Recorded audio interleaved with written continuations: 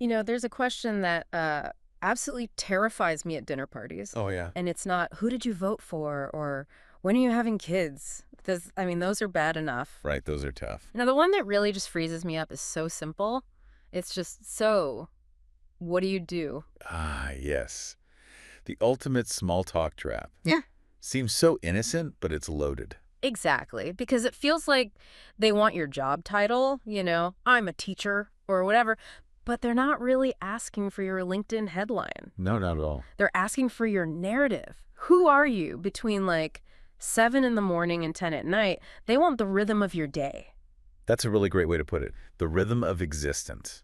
And that's exactly what we're digging into today. We're doing a deep dive into a source called Lesson 04, Daily Routine, or in Arabic, Al-Routine Al-Yami. Right.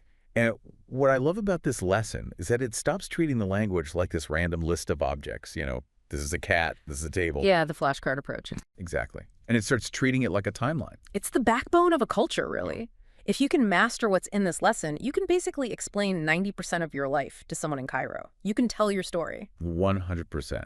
And our mission for this deep dive is pretty specific. We're not just skimming for vocabulary. Oh. We want to drill down into the mechanics, the pronunciation, the grammar, so that by the end, you can actually mimic the rhythm of an Egyptian day. We want you to say these sentences and feel confident about it. Okay, so let's skip the preamble and get right into the engine room. Before we can even talk about waking up or eating, the source highlights something it calls an important note. And it's just one single letter. The B factor. The B factor, the letter be in Arabic. Why is one letter so important? This is secret. This is the secret sauce. If you've ever just stood on a street corner in Cairo and listened, you hear this buzzing sound all the time. Boka, bakasa. Yeah. Because the source explains that putting this letter B at the beginning of a verb is the hallmark of the present tense in the Egyptian dialect. So it's a prefix. It is a prefix, yeah. Yeah. But it's more than just a tense marker. It's a habit marker. It signals to the listener, this is something I do generally. This is my routine. Okay, that's a crucial distinction because in English we have that split, right? I go to work for general, but I'm going to work for right now. Yeah.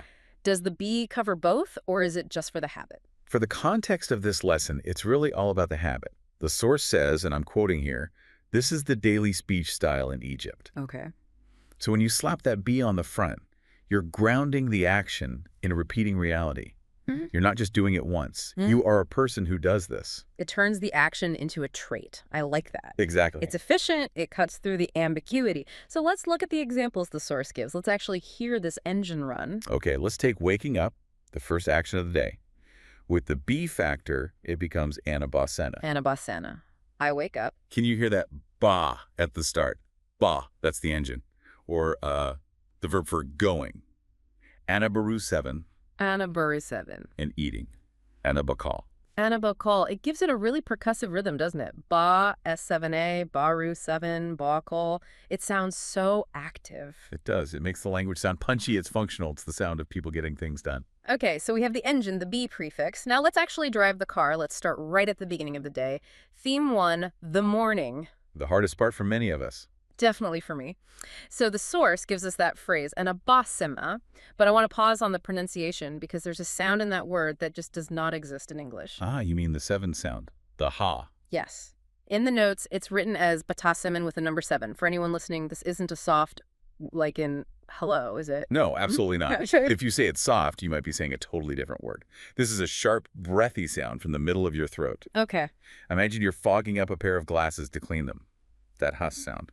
Now just make it sharper. Squeeze the throat a bit. Ba. Ba 7. Wow, that feels physical to say. You feel it in your neck. Arabic is a very physical language. So, anabas, I wake up. But the source points out that a routine is not just what you do, it's when you do it. Right. And we have two key modifiers here, early and late. Okay, the source lists early as Badri. Badri. It even sounds early, doesn't it? It's quick, clipped.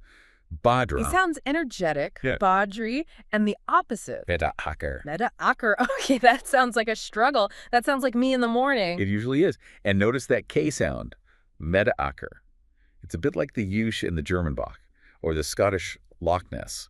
It's a rasping sound. So if I want to build a sentence that defines my whole personality, early bird or night owl says a lot. How do I put these blocks together? It's very modular. Yeah. You just stack them. Subject, verb, modifier. So for the early bird, Anaba 7 Badri.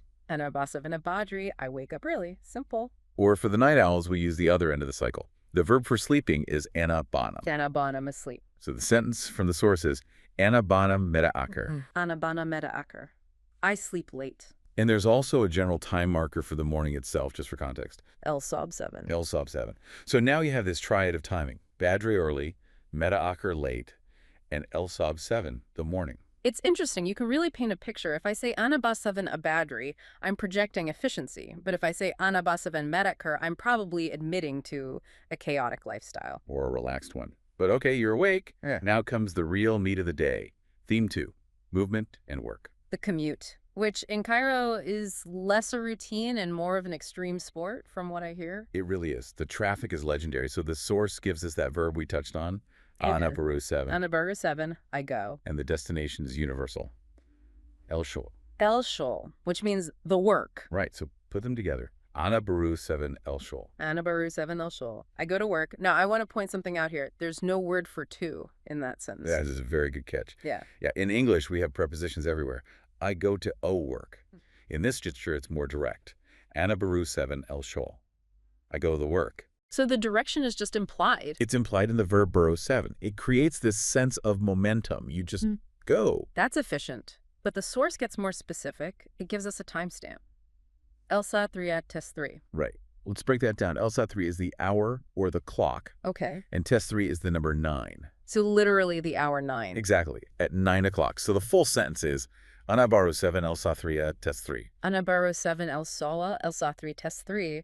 That flows really well once you get it. It does. Yeah. But of course, the best part of going to work is leaving work. So we need the return trip. And for that, the source gives us the verb, Anabarg 3. Anabarg 3. I return. And notice that G sound. In Egyptian Arabic, it's a hard G, like in go or gum. Bark 3, not a soft J sound. Barg 3. Got it. And the destination is home. El Bait. El Bait. So Anabarg 3 El Bait, I return home. And to complete the picture, just like we had morning, we have the time context for the return. The source gives us night. Which is? Bellel. Well, I like that. Sounds soft. It is. So the full sentence is, Anna Barg 3 El Beit Bellel. Anabarg 3 El Bait Bellel. I return home at night. You can really see the logic. It's so modular. Verb block, place block, time block. You just snap them together. That's why this lesson is so good for beginners. It gives you slots to fill. Once you know the slots, you can swap things in and out. But we are missing a crucial slot. We've woken up, gone to work, come home, but we're human. We need fuel. Right. Theme 3, the essentials, food and drink. Yes. The source gives us the two survival verbs. First, anabakol Anabakol, I eat. and anabashrab, Anabashrab, I drink. the basics. But the source attaches anabakol to a specific meal to give us a full sentence. It mentions el-fatar. El-Iftar. That sounds familiar. Is that related to iftar during Ramadan? It is, yeah. It comes from the same root, which means to break the fast. So el-fatar is literally the breakfast. That makes perfect sense. Yeah. So the sentence is Anabakol el-Fitar. Anabakol el-fatar. I eat breakfast. It's simple, but, you know, it's an important part of the story. Otherwise, people might think you're permanently grumpy, Or just run on coffee. which is a very common routine. Okay, so we've covered the I. Anna. Anna Boss 7, Anna Baru 7. But a conversation is a two-way street. You have to ask about the other person. Right. Theme 4, the art of the question. And this is where the grammar gets a little bit spicy. Spicy how? What changes? Well, remember our B factor in a boss 7. That bod tells us it's I who is speaking. But if I want to ask you, when do you wake up? I can't use ba. I have to switch the prefix. What does it switch to? To bet. Think of T for target. You're targeting the other person. Oh, that's a great mnemonic. T for target. So I wake up is bat 7, and you wake up is betsa 7. Exactly. That's a 7. And to make it a question, we add the word for when, which is emta. So the whole question becomes, Betsa 7 emta. Betsa 7 emta. When do you wake up? And for sleep, the verb was banam. So for you sleep, it becomes Betnam. So Betnam emta. When do you sleep? You got it. See the pattern? Banam to Betnam. Ganam to Betnam. Bad satana. It's a toggle switch. Matt for me, bet for you. I like it. Now, the source has one question that I think is the most important one in this whole lesson. It's the summary of life question, the one we started with. Ah, yes. Beta 3 mel a kolyom. Okay, let's break that down. It's a mouthful. Beta 3 mel. That's you do. Again, notice that bet prefix. Beta 3, No, no, what? super common question word. Ah, And kol yom. every day. Kol is every, yom is day. So beta 3 ml at kol yom, what do you do every day? That's the one. That's the question that invites the whole narrative. You're giving them the floor to tell you their story. It's so useful. On a date, in an interview, just making a friend, it opens the door. And the source actually puts all of this together in a little simulation, a dialogue between person A and person B. I love these sections. It shows how the pieces fit together without the training wheels. Exactly. It shows the flow. Should we act it out? I think hearing it will really help cement it for everyone. Let's do it.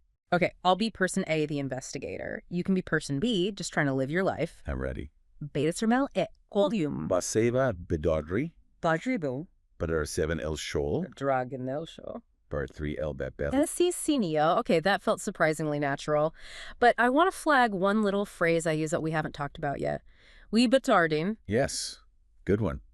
That wasn't on our initial list, but it's in the dialogue and it's vital. We just means and. Right. But 3D means after that or then. You betarding and then. It's the perfect conversational nudge. If someone pauses, you just throw that in and they keep going. It makes you sound fluent, even if you're just buying time. It's the go on of Egyptian Arabic. Totally.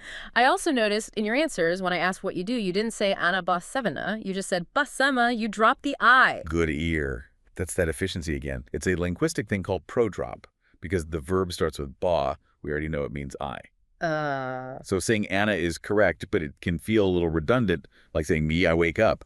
So just saying Basense Badri is a bit more natural. It's more colloquial for sure. It's faster. Shows you're comfortable. We've covered a lot of ground. We have the grammar engine, the time slots, the commute, the food, the questions. We've built the whole day. I think we should do a speed run, a rapid-fire review of the summary section in the source. I want people to hear these phrases one last time. Clean, no interruptions. Let's do it. I'll read the Arabic from the summary so you can mimic the sound. Start with the questions, the tools you use on other people. Betsea memingta. When do you wake up? Beta trimele. What do you do? Okay, Yeah. and the statements, the story blocks. Anna beta 7 abedri. I wake up early. Anna bedu 7 el shol. I go to work. Anna barg 3 el bait. I return home. Anna benham. I sleep. It's amazing, really. 4 or 5 sentences can describe the bulk of the human condition. Wake, work, return, sleep. It is a bit existential when you lay it out like that, but that's the point. It transforms the noise of a foreign language into a schedule you can actually understand. It grounds you, and it goes back to that B factor, that buzzing rhythm, bakaza, bakaza. It really is the heartbeat of the Egyptian day. And the source said this is the daily speech style. When you adopt that rhythm, even with just these few verbs, you're stepping into that life. You're not just translating your English thoughts anymore. You're adopting an Egyptian cadence. Exactly. Which brings us to our final thought. We always try to leave you with something to chew on. Right. If routines define us, if we are what we repeatedly do, how does changing the language we use to describe our routine change how we see our own day? That's a deep question. I mean, does saying Anima 7 a battery feel different from saying I wake up early? Does Anabaro 7 El Shol make the commute feel different? Language shapes thought. Maybe the Egyptian structure makes it all feel more rhythmic, more intentional, with that B prefix driving everything. So that's the challenge for you, the listener. Tomorrow morning when that alarm goes off, before you check your phone, just say it out loud, Ana battery or a battery. Even if it's 11 a.m. Especially if it's 11 a.m. Lie to yourself in Arabic. It's good practice. Or Anabana Meta Akar if you're listening to this right before bed. Exactly. Try it on. Live the routine. Don't just study it. Thanks for diving deep with us. We'll catch you on the next one.